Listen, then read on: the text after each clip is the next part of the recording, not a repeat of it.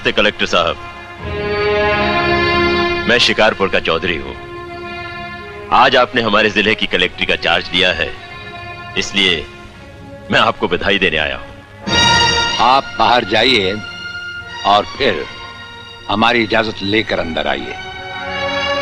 आज तक मुझे किसी से इजाजत लेकर मिलने की जरूरत नहीं हुई कलेक्टर साहब। मैं तो चीफ मिनिस्टर के कमरे में भी यूं ही दाखिल हो जाता हूं।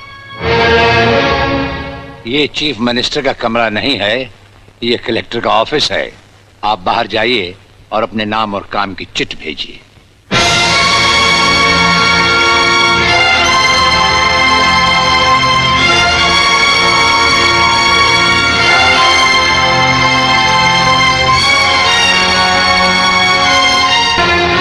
अब तो बधाई दे सकता हूं ना? मुबारक हो। हम अजनबियों से हाथ नहीं मिलाते। दिल मिलता है तो हाथ मिलाना अच्छा लगता है। और मुझे खड़े रहकर बात करना अच्छा नहीं लगता कलेक्टर साहब। मेहमान को अगर बैठने के लिए नहीं कहा गया तो मैं खुद बैठ जाता हूं। यहां हम उन लोगों को बिठाते हैं जो बुलाए जाते हैं। जो सिर्फ सलाम करने आते हैं उन्हें वहां बिठाया जाता है। मेरा नाम गंगाधर चौधरी है और हमारा नाम राजपाल चौहान है।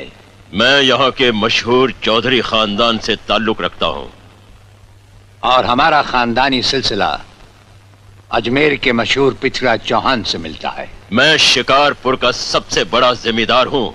राजस्थान में हमारी भी जमीनात हैं और तुम्हारी हैसियत के जमींदार हर सुबह हमें सलाम करने हमारी हवेली पर आते रहते हैं।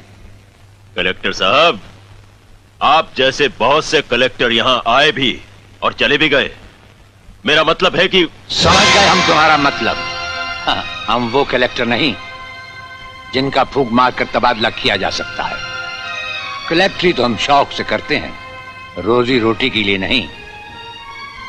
दिल्ली तक बात मशहूर है कि राजपाल चौहान के हाथ में तंबाकू का पाइप और जेब में इस्तीफा रहता है।